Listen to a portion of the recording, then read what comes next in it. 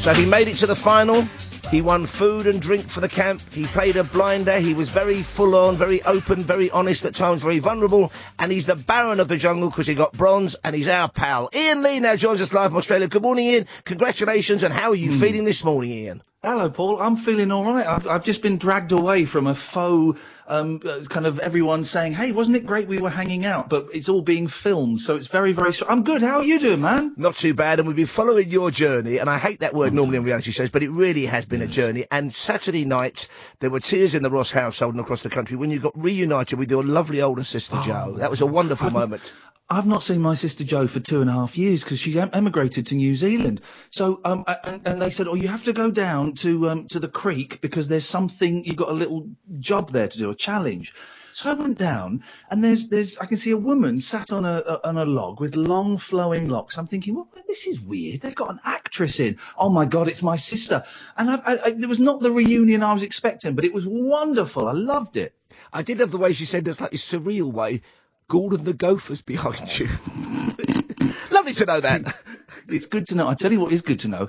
Apparently, Nadia from Bake Off, who I love, has been supporting me. She's going to make me a cake, a strawberry cheesecake. Oh, wonderful. So you're a winner in our books, but it's not really about the winning on that show. No. Do you regret taking part? Do you know what? I came out, I don't even know what time it is. I came out about 6 hours ago. So the reality of it hasn't sunk in. Overall, it was good. There were some really, really bad bits and there were some tense bits, but overall, yes, it was great, and it was rewarding, and I've learned a lot about myself, and I've eaten a pig's vagina. So I've had a great time, Paul. Okay, it's like every 18 to 30 holiday we never went on. And, of course, I love I suddenly saw the inner 11-year-old Iain Lee when you did that water flume challenge. That was joy unconfined for you. Oh, the cyclone at the end. Honestly, it was. You'd pay to have that in your back garden if you had a back garden big enough. Well, you probably have. It was wonderful. It was noisy. I couldn't see anything because I'm getting sprayed in the face and hit in the face with big balls. Okay, which, again, some people pay for. And let's talk a bit, though, about maybe some of the more grim moments. There was a lot of press coverage over here, and a lot of people up in arms. A lot of your fans were texting and tweeting me, and we read some out of the show, about they felt it was a kind of a laddish clique who were bullying you a bit, including Dennis Wise. Yeah, let's not bandy the word bullying around because it's such a strong word and it's horrendous, and I certainly don't class it as bullying at all. I think what it was... it was two different cultures. It is, there is this laddish jocks sports kind of culture, which I think that most of the other men had. And then there's this fey, self-loathing, anxious, poetry reading, middle-aged bloke going through a midlife crisis. So, and the two sometimes clashed a little bit. But, I had a little argument with Dennis, and there was a little something with Jamie. But what they don't show, of course, is half an hour later, we're all hugging and kissing and saying how much we love each other. And also, I suppose, the fact that you came in slightly later meant some group relationships had already been formed, hadn't they? Oh, it's so tough. If you're the person coming in late, then you're always going to be on the fringe because, they've had 5 days of going through some really tough trials, the skydiving and walking on the ledges on the top of a building. And then some bloke comes in and Paul, I made the biggest mistake.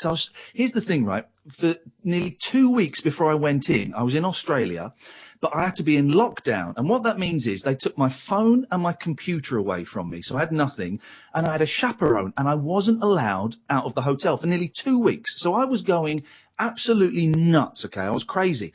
And then you get to near the site, and they drive you in blacked out vans so you can't see out of the window. When you get out of the van, it's like Guantanamo. You get out of the van and they drape a towel over your head so you can't see where you're going. And you've got your hand on the back of a security guard.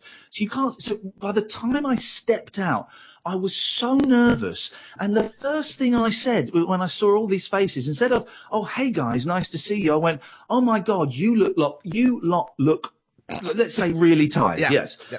And, as I'm saying, I'm thinking, why are you saying that? That's not going to ingratiate you with those guys. And then I had to split them up, and it was a tough start.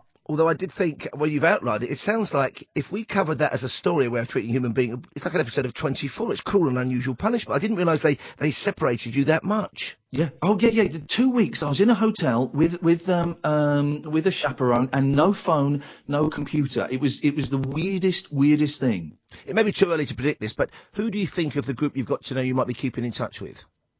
Oh, I can tell you exactly who I'm totally in love with Toff. Okay, I didn't really speak to her for the first 2 weeks, and then in the last 5 days, I have grown so close to her. They didn't show it, but she persuaded me to go in that pool. There was like a pool there. Oh, yes. And so me and her went for a swim, and it was flipping freezing.